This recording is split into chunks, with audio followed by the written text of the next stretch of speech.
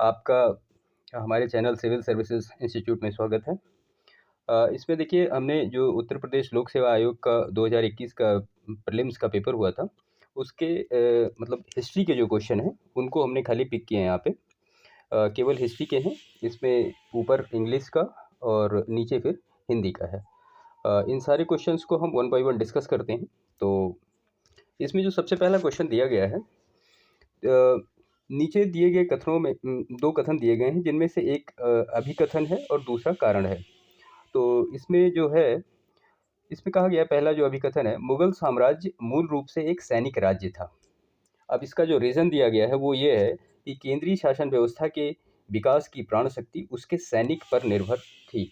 तो ये बिल्कुल सही है कि मुगल साम्राज्य मुख्यतः एक प्रकार से सैन्य शासन व्यवस्था का ही उदाहरण था, क्योंकि होते तो उसमें मतलब तीनों पार्ट होते थे, लेकिन जो मेन होता था वो राजा होता था। वो अपने हिसाब से चीज़ों को करता था, उसको जो अच्छा लगता था वही करता था, और फिर बाद में सैनिक शासन को अप्लाई करना, ये सारी चीज़ें वहाँ पे थी। तो और इसकी जो मेन मतलब आप ये कहें कि मुग़ल का अगर रीढ़ क्या था, तो वो मनसबदारी प्रथा थी। मनसबदारी प्रथा से ही पूरा मुग़ल साम्राज्य गवर्न होता था, जिसको 1573 में प्रारंभ किया गया, और 1575 के आसपास ये एक हिसाब से कंप्लीट हो गया था। तो मनसबदारी प्रथा में 2 चीज़ें होती हैं, एक तो सवार होता है और दूसरा जात होता है। सवार जो होता है उसका मतलब ये होता है कि उसके कर्तव्यों की उसमें व्याख्या होती है, और जो जात होता है वो उसके रैंक को डिफ़ाइन करता है। सवार एक जो मतलब ये था, इसको 1595 के आसपास इनबिल्ट किया गया, और जाति जो शब्द था, जात सॉरी, उसको 1573 के आसपास इनबिल्ट किया गया था। तो ये इसमें से जो ऑप्शन ए होगा ये सही होगा। ए और आर दोनों सही हैं, और उसकी करेक्ट एक्सप्लेनेशन कर रहा है। हम आते हैं अपने क्वेश्चन नंबर 2 पे। क्वेश्चन नंबर 2 है हमारा, हड़प्पा सभ्यता का स्थल मांडी भारत के किस राज्य में है? अब देखिए, मांडा ये आप सभी लोग जानते हैं, ये जम्मू कश्मीर में है। सबसे उत्तरी जो पार्ट है हड़प्पा का, वो मांडा ही है। और मांडी पूछा गया है, मांडी कहाँ पे है? तो ये मांडी जो है ये उत्तर प्रदेश में है। उत्तर प्रदेश में मुजफ्फरपुर ज़िला है, वहाँ पे है। और उत्तर प्रदेश के जो फेमस हैं वो आप जानते हैं, आलमगीरपुर है, फिंडन नदी के किनारे पे सबसे फेमस वो है। गुजरात के अगर कुछ हड़प्पन स्थल की बात करें तो उसमें धौलावीरा है, लोथल है। धौलावीरा से जल प्रबंधन के बारे में हमें डिटेल मिली है। और राजस्थान की अगर बात करें तो राजस्थान में कालीबंगन है। राजस्थान जो है वो प्रथम महानगरीय एक एरिया था। ऐसे ही सेम टू सेम हरियाणा की अगर हम बात करें तो हरियाणा में राखीगढ़ी है, जो कि भारत का सबसे बड़ा हड़प्पन पार्ट है, और उसके साथ साथ बनवाली भी हरियाणा में है।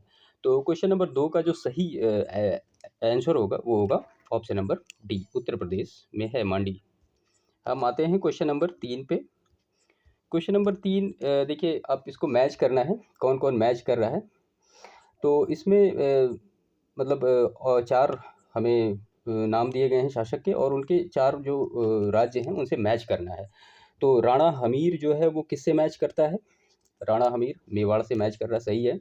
राणा चुंडा जो है ये किससे मैच करता है? ये मारवाड़ से सही मैच करता है। मलिक रजा फ़ारूकी, मलिक रजा फ़ारूकी जो है ये खानदेश से मैच करता है, ये सही है। मलिक सरवर जो है ये जौनपुर का था। ये मलिक सरवर जहाँ, ये मालवा का नहीं था, और जो मालवा का था वो नसीरुद्दीन मोहम्मद शाह था। तो इस हिसाब से क्वेश्चन नंबर 3 का सही आंसर होगा option number D. Option number D match नहीं हो रहा है।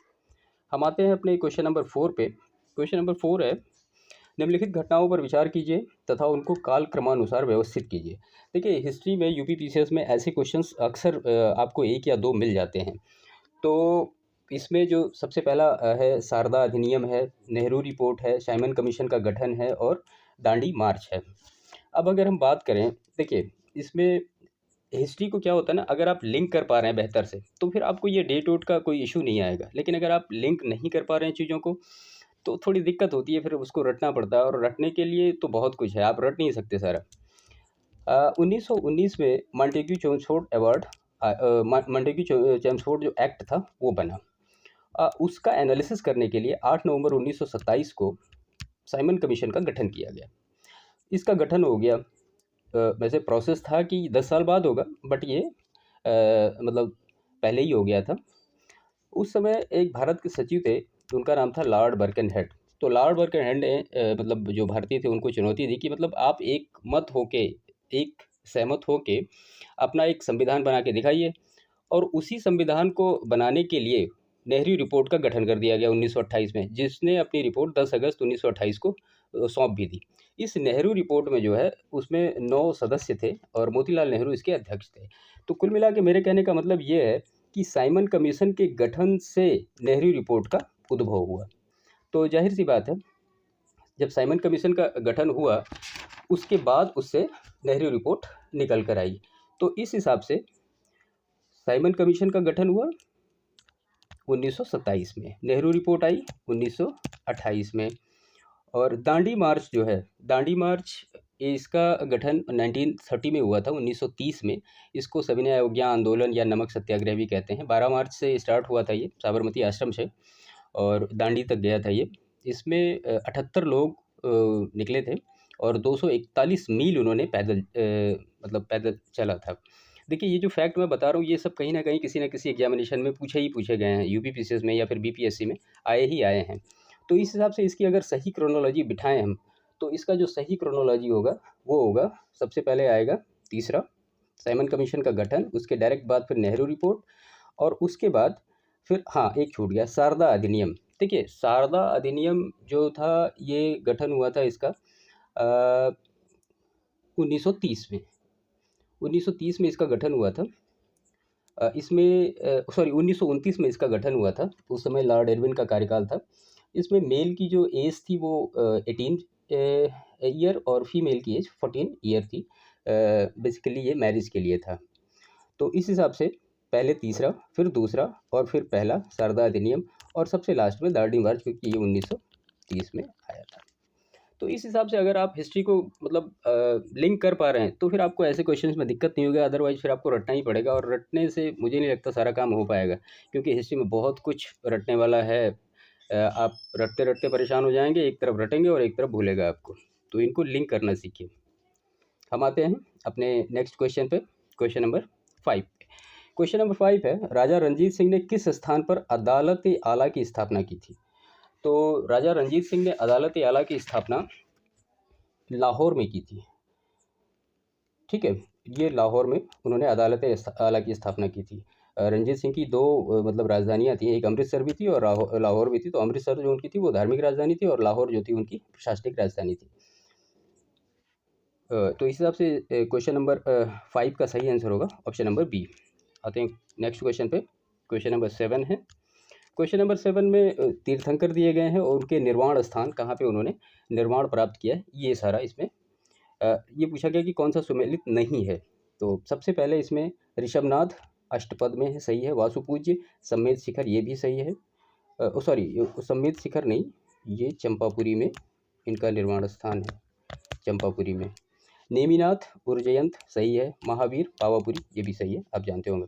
तो क्वेश्चन नंबर 7 का सही आंसर होगा ऑप्शन नंबर बी जो है, जो कि करेक्टली मैच नहीं है। हम आते हैं क्वेश्चन नंबर 8 की तरफ।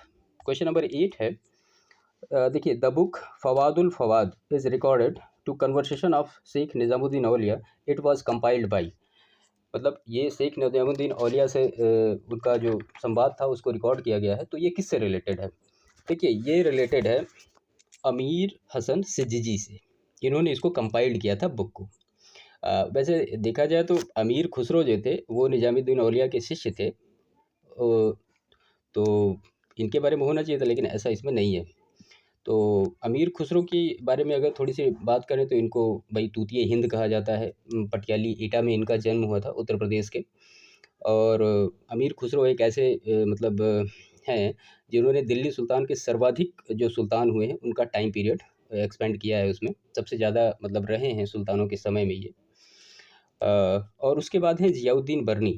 ज़ियाउद्दीन बर्नी की किताबें जैसे तारीख़ फ़िरोज़ शाही, फ़तवाए जहाँदारी, ये सारी इन्होंने लिखी हैं। अब आप फ़िरोज़ शाह का नाम आ गया तो आप समझ गए होंगे कि ये फ़िरोज़ शाह से रिलेटेड थे, फ़िरोज़ शाह तुगलक से रिलेटेड, तुगलक वंश से। इनके जो और चाचा वाचा थे ये खिलजी वंश में काफ़ी सेवाएँ दी थी, तो फिर बाद में ये यहाँ पे आए। और हसन निज़ामी जो थे, इनकी एक फ़ेमस बुक है ताजुल मासरी। ये कुतुबुद्दीन ऐबक के टाइम पे इतिहासकार थे, तो इनकी जो बुक है वो ताजुल मासरी है। तो यहाँ पे क्वेश्चन नंबर 8 का जो सही आंसर होगा वो होगा अमीर हसन सिद्दी। हम आते हैं अपने क्वेश्चन नंबर 9 पे। ये भारतीय इतिहास के संदर्भ में वाईकोम सत्याग्रह के संबंध में निम्नलिखित कथनों में से कौन सा सही है। अब इसमें पूछा गया कि वाईकोम सत्याग्रह जो हुआ था उससे रिलेटेड चीज़ें पूछी गई हैं। तो देखिए, वाईकोम सत्याग्रह जो हुआ था वो त्रावणकोर में हुआ था, जिसको आज हम केरल कहते हैं, वहाँ पे हुआ था ये। और बेसिकली ये एक अस्पृश्यता और जातिगत भेदभाव के विरुद्ध एक सत्याग्रह था, जिसमें अनटचेबिलिटी है, डिस्क्रिमिनेशन, इन सारी चीज़ों को हटाने के लिए मतलब जिससे वंचित लोग जो थे वो मंदिर में प्रवेश नहीं कर पाते, उन्हीं को ये सब लेके हुआ था। 1924-25 के आसपास इसका आगाज़ हुआ था और महात्मा गांधी ने इसमें भाग भी लिया था। इस आंदोलन का जो नेतृत्व किया था उन्होंने टी.के. माधवन और के. कलप्पन हैं, के.पी. केशव मेनन हैं, इन सारे लोगों ने इसका नेतृत्व किया था। तो इस हिसाब से क्वेश्चन नंबर 9 का सही आंसर होगा ऑप्शन नंबर सी, बोथ 1 और 2 आर करेक्ट। क्वेश्चन नंबर 10 है, poverty and un British rule in India नामक पुस्तक किस वर्ष प्रकाशित हुई थी। आप ये समझ तो रहे होंगे कि ये किसने लिखी है, काफ़ी फेमस है, दादा भाई नौरोजी, जिन्होंने रहनुमाई मजदायन सभा का गठन भी किया था पारसी समाज को मतलब आधुनिक बनाने के लिए, और इन्होंने ही इंडियन एसोसिएशन नामक एक संस्था का गठन भी किया था। तो ये जो बुक थी वो 1901 में प्रकाशित हुई थी। और दादा भाई नौरोजी मतलब ब्रिटेन के हाउस ऑफ कॉमन्स में पहुंचने वाले पहले एशियाई थे, इंडियन नहीं थे, पहले एशियाई थे।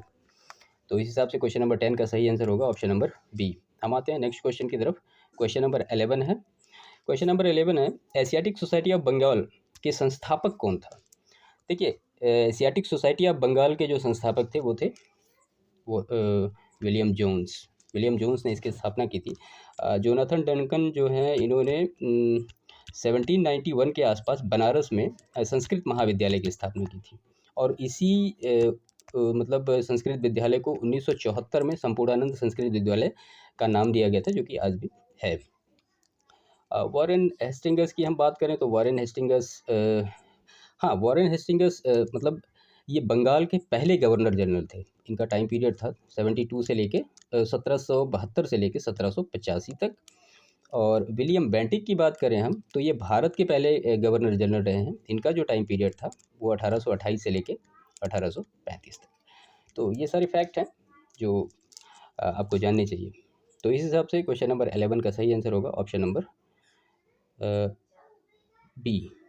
इसमें थोड़ा सा डिफर हुआ है, इधर उधर हुआ है, ऑप्शन नंबर बी सही होगा उसका। क्वेश्चन नंबर 12 है। अब देखिए, ये कुछ फॉरेनर हैं, इनके इंडिया में आने का क्रम पूछा गया कि वो कब कब आए हैं। तो इसमें सबसे पहला नाम है विलियम हॉकिंस, और उसके बाद फिर दूसरा नाम है रॉल्फ फिंच, और उसके बाद फिर तीसरा नाम है सर थॉमस रो, और फिर चौथा नाम है निकोलस डाउंटन। तो देखिए, इसका जो अगर देखा जाए तो रॉल्फ फिंच जो है सबसे पहला अंग्रेज़ अगर था जो अकबर के टाइम पीरियड में आया था। ये लगभग आए थे 1585 के आसपास अकबर के टाइम पे। तो ये सबसे पहले आ जाएंगे रॉल्फ फिंच। और उसके बाद अगर हम बात करें तो 1608 में विलियम हॉकिंस आए थे, और निकोलस डाउंटन भी 1608 के ही मतलब उसी साल आए थे। ये जहांगीर के टाइम पे आए थे। उसके बाद थॉमस रो जो है 1615 में आए थे। तो इस हिसाब से इसका जो एक्यूरेट क्रम होगा वो होगा second, first, fourth and third. Jahangir का टाइम पीरियड जो था वो अकबर के तुरंत बाद हुआ शुरू, 1605 से लेके 1627 तक। इससे पहले अकबर रहे हैं। क्वेश्चन नंबर 13 है हमारा। क्वेश्चन नंबर 13 का ये है, क्या आप मुझे एक भी स्वतंत्र देश दिखा सकते हैं जहां अंग्रेज जा चुके हैं परंतु वे पृथक मताधिकार को भारत छोड़ गए हैं। निम्नलिखित में से किसने उपरोक्त वाक्य को संविधान सभा के बहस के समय कहा था। तो इसमें जो मतलब इसको कहा गया था, ये कहा गया था सरदार वल्लभ भाई पटेल के द्वारा कहा गया था कि किसने ये मतलब ऐसा वो किया है। इसके बाद हमारा जो नेक्स्ट क्वेश्चन है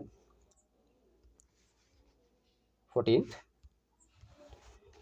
निम्नलिखित में से कौन 1926 में गठित नौजवान सभा का प्रारंभिक सदस्य नहीं था। नौजवान सभा का गठन 1926 के आसपास सरदार भगत सिंह, छबील दास और यशपाल ने मिलकर की थी। इसका जो मतलब मेन एम था वो ये था कि मजदूर एवं किसानों का राज्य स्थापित करना। तो इस हिसाब से इसका जो सदस्य नहीं थे वो अंबिका चक्रवर्ती इसके सदस्य प्रारंभिक नहीं थे, बाकी तीनों लोग थे। तो क्वेश्चन नंबर 14 का सही आंसर होगा option number D. Question number 15 हम देखते हैं, सातवाहन शासकों के संदर्भ में निम्नलिखित कथनों में से कौन सा सत्य है। इसमें सबसे पहला ऑप्शन है, सातवाहन राजा प्राकृत भाषा के पोषक थे। तो ये सही है, प्राकृत भाषा थी उनकी, लिपि जो थी वो ब्राह्मी थी। और सातवाहन काल में कला के लोक पक्ष को अधिक प्रोत्साहन मिला। तो सातवाहन काल के ही एक नरेश थे जिनका नाम हाल था, जिन्होंने लिखी थी गाथा सप्तशती। ये एक श्रृंगार युक्त रचना थी।